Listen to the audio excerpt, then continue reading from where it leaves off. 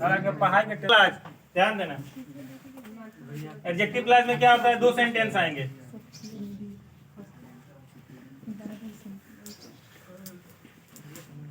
अब adjective class में क्या होता है, किसी नाउन या प्रोनाउन की विशेषता या जानकारी बताई जाती है।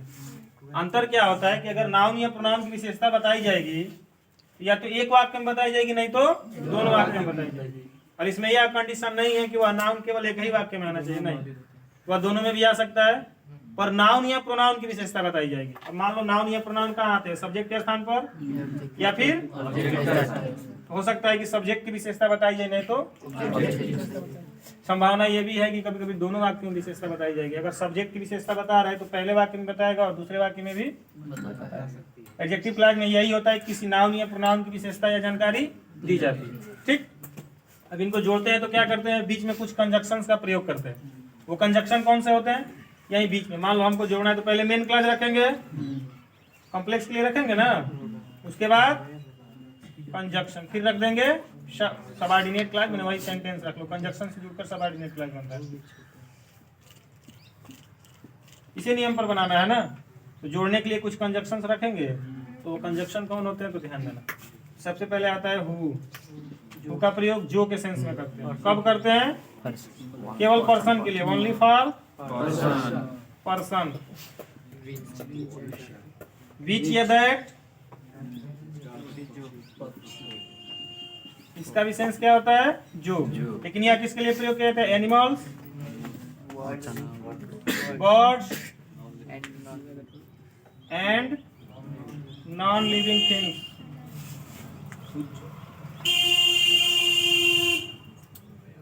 हो गया, animal, birds and non living things हो गया।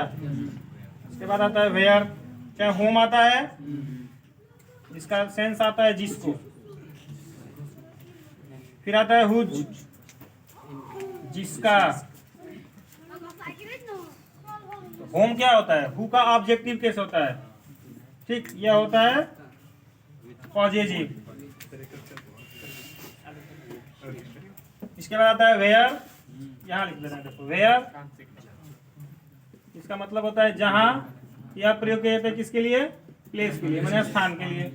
इसका मतलब होता है फिर व्हेन, व्हेन का मतलब जब। इसका प्रयोग कब करते हैं, टाइम के लिए, टाइम। हो गया, इन्हीं कंजक्शंस का प्रयोग कॉम्प्लेक्स सेंटेंस को बनाने के लिए करते हैं। बता लो, फिर नियम बता रहे हैं कैसे बनाते हैं, इसमें करेंगे। पॉजिटिव हो तो जिसका, वेयर स्थान के लिए, जहां, व्हेन जब, समय का टाइम, बस इनका प्रयोग यही किया जाता है। अगर ओनली फॉर पर्सन रखना है, मान लो, अब मान लो इसमें नाउन की विशेषता बता रहा है, यहाँ समझ रहे हो ध्यान से। अभी सेंटेंस में मान लो कोई नाउन आ गया, मान लो यहाँ कोई नाउन है, ठीक, और इसी नाउन के बदले यहाँ एक प्रोनाउन आ गया, समझ में आ रहा है ना। यहाँ कोई नाउन है, इस नाउन के बदले यहाँ कोई प्रोनाउन आ रहा है और इसी की विशेषता बता रहा है ना। अगर इस प्रोनाउन की विशेषता बता रहे हैं, मतलब किस नाउन की विशेषता बता रहा है। और यदि किसी व्यक्ति की विशेषता बता रहा है तो हम इस प्रोनाउन को क्या करेंगे, हटा देंगे। इसके स्थान पर क्या रख देंगे, बस यहाँ रख देंगे, बन जाएगा आपका कॉम्प्लेक्स सेंटेंस। और कुछ नहीं हटाना है, केवल जिस नाउन की विशेषता बता रहा है उसके बदले में जो भी शब्द आया उसको हटाएंगे, उसके स्थान पर इन कंजक्शन को रखेंगे और पूरा जोड़ देंगे। इसका क्या हो जाएगा, बन जाएगा। और जैसे मान लो हमने यहाँ हु रखा है, एक बता रहे हैं कि मान लो हु रखा है, कोई भी एक कंजक्शन जिसको रखना होगा, जो उचित होगा उस सेंटेंस के लिए, हम यहाँ रख देंगे सब्जेक्ट, वर्ब, और फिर यहाँ रख देंगे कंजक्शन। अब इस कंजक्शन के रूप में यही सारे आ जाएंगे ना। फिर यहाँ से रख देंगे, सब्जेक्ट रखना नहीं, अगर सब्जेक्ट है तो सब्जेक्ट को हटा दिया, फिर वर्ब और ऑब्जेक्ट। यही नियम लागू हो जाता कोई भी एक सेंटेंस की लग जगह। इसको साफ करें।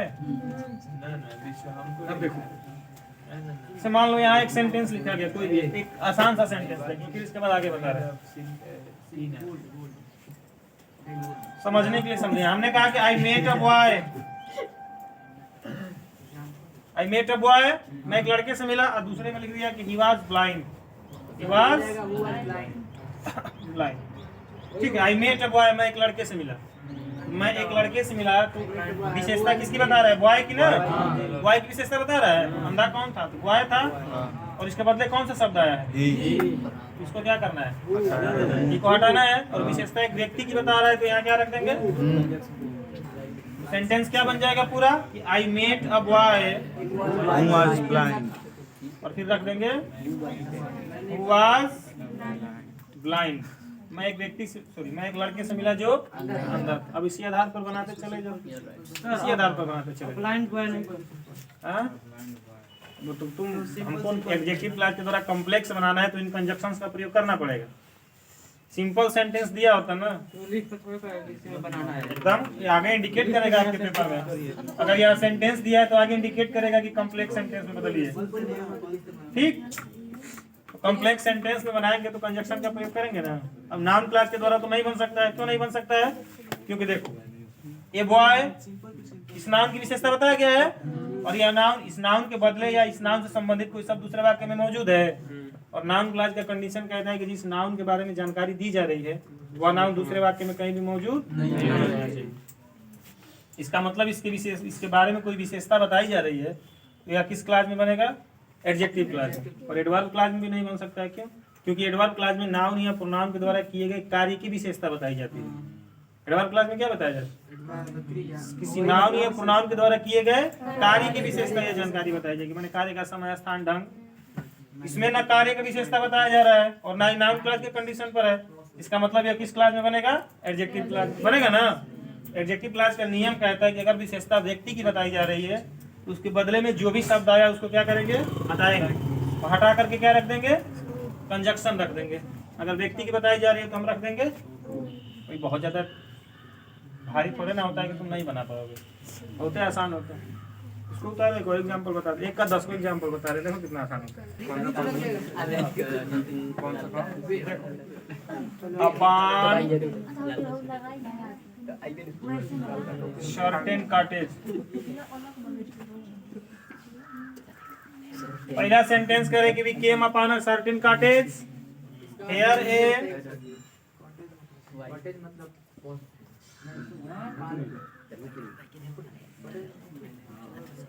शेफर्ड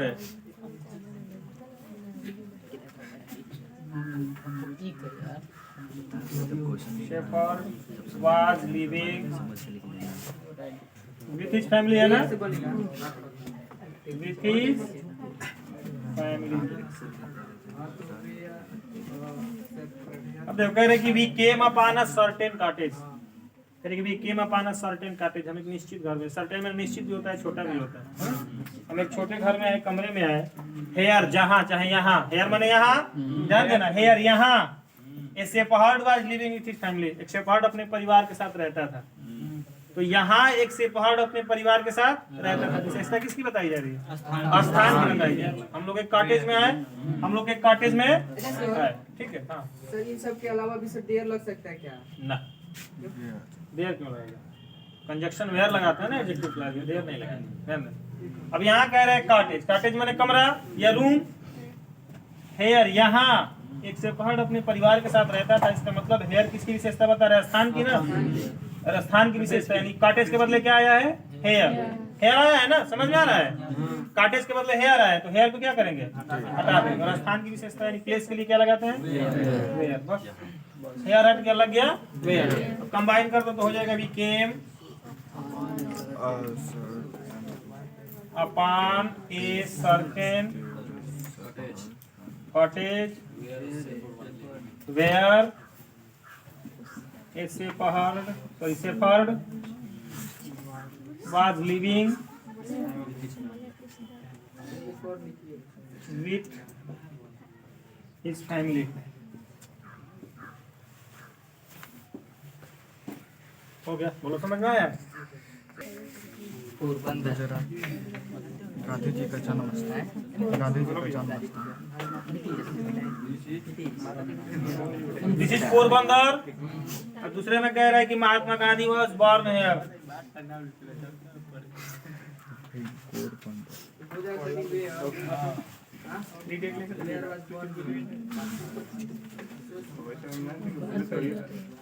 यहाँ ध्यान देना, हमने इसलिए सेंटेंस लिखा है। आप बनाओगे तो कहेगा कि दिस इज पोरबंदर, या पोरबंदर है। Mahatma Gandhi was born here, Mahatma Gandhi का जन्म यहाँ हुआ था। फिक्स है क्या? स्थान की विशेषता बता रहा है, हेयर लगाएंगे, सॉरी वेयर लगाएंगे।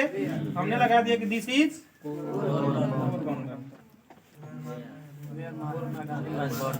हेयर के वेयर वेयर लगा देंगे। अब यहाँ रखेंगे Mahatma Gandhi.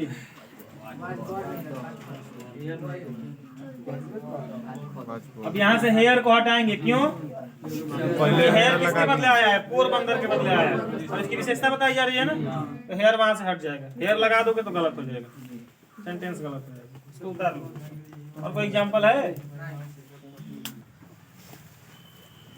Is my brother, is my. और दूसरा सेंटेंस दिया है कि he was standing there, he is standing there. अब इसमें कह रहे हैं कि the boy is my brother, वह लड़का मेरा भाई है। ही इज स्टैंडिंग देयर, वह वहां खड़ा है। अब इसमें क्या होता है, दोनों में जानकारी बताई जाती है। इसमें बॉय की विशेषता कि मेरा भाई है, पहली जानकारी, और इसमें कह रहे हैं कि वह वहां खड़ा है, दूसरी जानकारी। दोनों में जानकारी है। अब इसको हु से तो बनाएंगे तो हु से, पर वैसे ही अगर रख देते हैं कि the boy is my brother who is standing there, वह लड़के मेरा भाई है जो वहां खड़ा है, गलत हो रहा है। तो पहले ही याद रखते हैं कि पहली जानकारी कौन सी है, वहां उस स्थिति के अनुसार। Who is standing there is my brother. हाँ, यही बता रहे हैं कि इसमें पहली जानकारी क्या है, तो कह रहे हैं कि द बॉय, तो पहली जानकारी है कि वह वहां खड़ा है, तभी तो किसी को हम दिखा के बता रहे हैं कि वह मेरा भाई है, वो लड़का जो वहां खड़ा है मेरा भाई। तो पहले वहां खड़ा है, जानकारी यही है ना। तो हम क्या करेंगे, इसमें ही को हटा के क्या जोड़ देंगे, ठीक। और इस पूरे हिस्से को लाकर किसके पास रखेंगे, द बॉय के पास, क्योंकि इसी की विशेषता बताई जा रही है ना।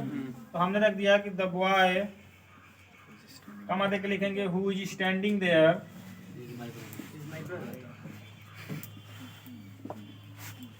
वह लड़का जो वहां खड़ा है, फिर कमा दे के लेंगे इज माई ब्रदर, मेरा भाई। अगर दोनों में विशेषता बताई जाती है तो जानकारी जो पहले है ना, उसी में कंजक्शन जोड़ के देखो।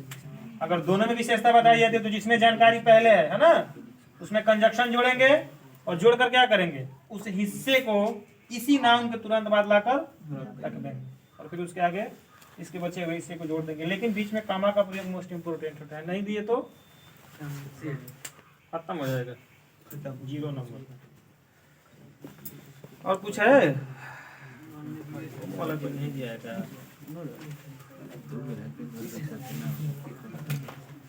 कोई सेंटेंस आता है तो हम रखते हैं वाई, कंजक्शन ग्रुप में क्या रखते हैं, वाई। किसके लिए, तो कारण के लिए, है ना।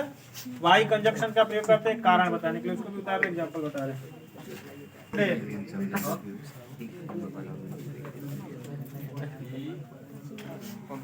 कम टू स्कूल टुडे। दूसरा सेंटेंस कह रहा है कि do you know the reason, do you know the reason. Complex sentence का नियमानुसार क्या होता है, पहले मेन क्लास रखते हैं, और मेन क्लास कौन होता है, सिंपल में जो अर्थ से इनकम्प्लीट होता है। कौन इनकम्प्लीट है आपसे, डू यू नो द। जब इसको हम कंबाइन करेंगे तो हो जाएगा कि do you know the reason, ठीक। कारण पूछ रहा है ना, कारण पूछ रहा है तो कारण के लिए क्या लगाएंगे, यहाँ लगा दिया do you know the reason भाई, और बाकी सेम उतार दो। Did not come to school today.